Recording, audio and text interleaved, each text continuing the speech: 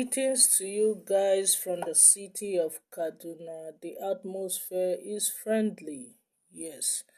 Guys, this is the day 2 of the 30 days teaching on how you can start a scaffolding business or how you can become a scaffolder, how you can become a scaffold vendor.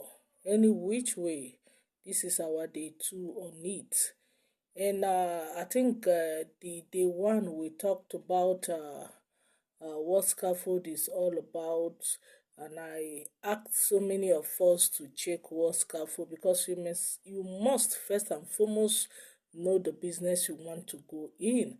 And I so much believe for as many as you are out there that picked interest in this very teaching on what scaffold is all about and how you can start a scaffold business.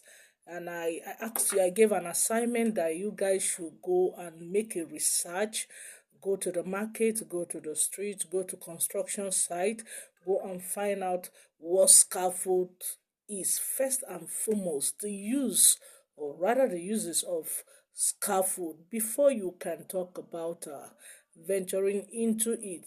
So let me believe that you have done it. So understanding what scaffold is all about. The next step is how do you come in as a vendor, as a business person, as somebody who is going to be rendering scaffold services in a construction site. Don't forget, I think scaffold is only used in construction sites. Yes, use it in construction site. It supports, workers and their material to work at height. So it has to be a construction site. So let's believe that you've done all of this research. The next thing is, how do you come into this? So my advice on this is, first of all, locate a scaffold vendor that you can pay, even if it's a little token, to understand the business. I don't just advise people to, jump into a business that you know nothing about. Because you have the capital, you just sink in capital. No, you end up, losing that capital if you don't understand what that business is all about. So if you have understood what scaffold is all about, the next step is to look out for a vendor who will guide you, or rather, who will groom you on how you come out successful in this journey of setting up a scaffold business. Attach yourself for like 1, 2, 3 months, depending on how fast you can grab what the business. The vendor will also expose you.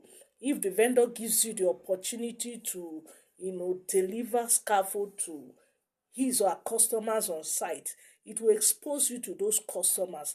At that, you started having the knowledge and also started establishing, business relationship with those engineers, those builders, those architects on site. I think this should be the second step. Attach yourself to an existing vendor on scaffolding services. Attach yourself, learn the skill, learn the trade, learn that trade, even if it's 1 or 2 months. I repeat, depending on how fast you can grab. Then when you now come out, we start doing break, we start, talking about how you can invest money. How much do you have? How much you can start with? How many sets you can start with? Where and where? How do you do your marketing? Because if you don't understand the trade, how it works, you will not be able to do your marketing. Because there are certain questions that is expected that you should answer when you appear on site. For instance, when you walk up to an engineer, an architect, a builder, and you introduce yourself, I am Mr. So person, I am Mrs. So person, I'm into scaffolding business. There are certain questions. The engineer might, fall out in asking you how many sets, what is the length of your scaffold, and so many questions. So if you don't understand it, you will not be able to answer all of these questions, and at that you have actually fooled yourself. And that's why I encourage that it's important you attach yourself to an existing person who already understand the business and the market. The person will groom you so that by the time you start your marketing, it will be very easy for you, because after this, the next is your marketing.